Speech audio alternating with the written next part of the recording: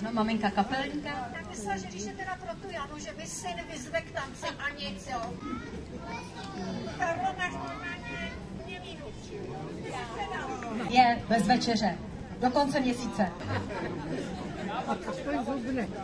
Splněná přání v podání Evy Škubalové a Libora Fajta.